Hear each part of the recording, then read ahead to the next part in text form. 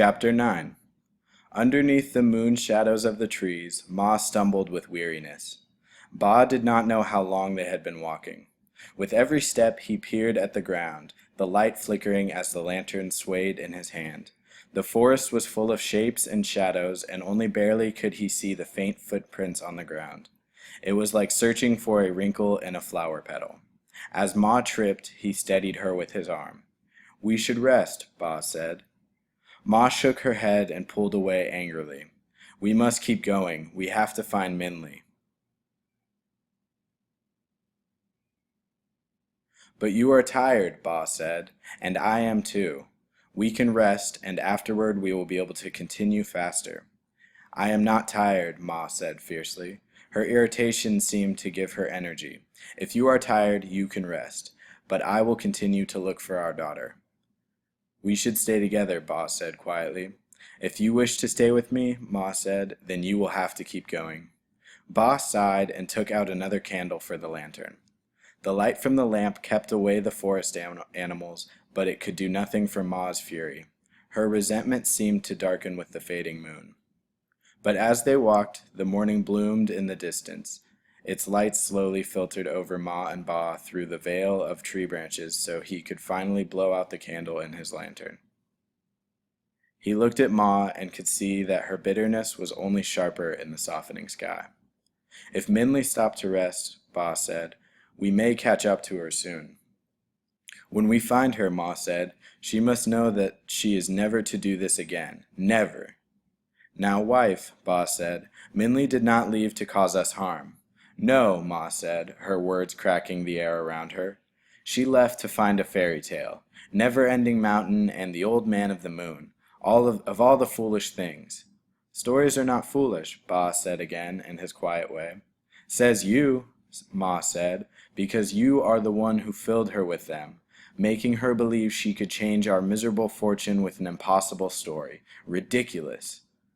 "Yes," Ba said sadly, "it is impossible, but it is not ridiculous."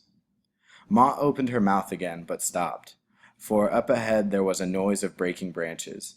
It was the sound of someone pushing through the forest. Ma and Ba looked at each other. "Minli," Ma said.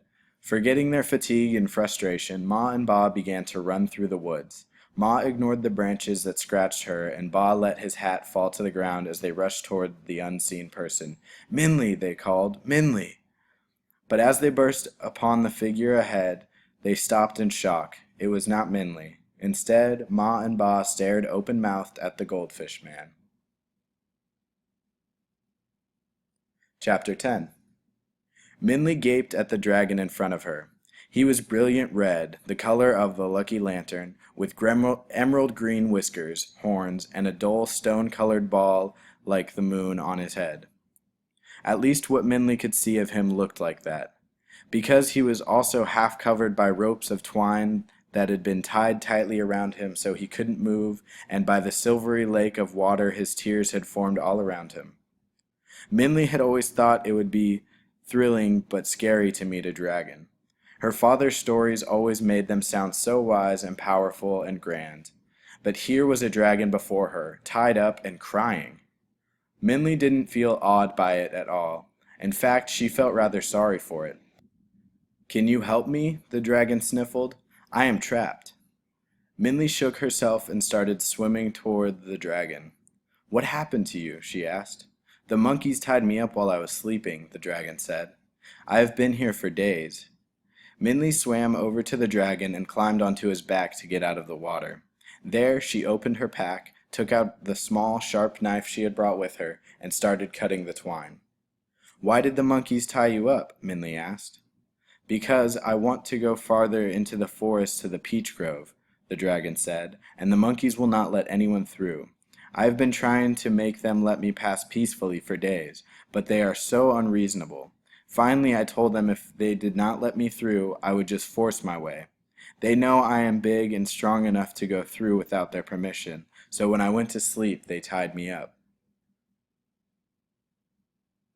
"Why won't the monkeys let anyone pass?" Minli asked. "Because they are greedy things," the dragon said. "They have just discovered the peach trees that make up the next part of the forest. The monkeys do not want to let anyone through because they do not want to share the peaches.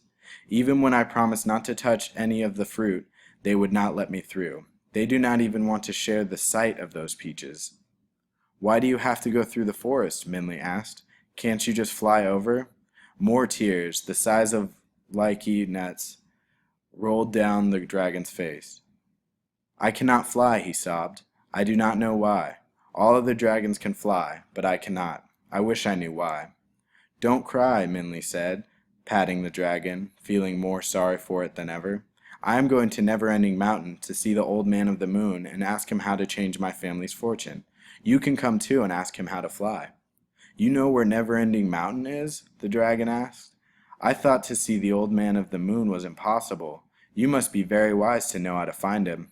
Not really, Minley said. I got the directions from a goldfish.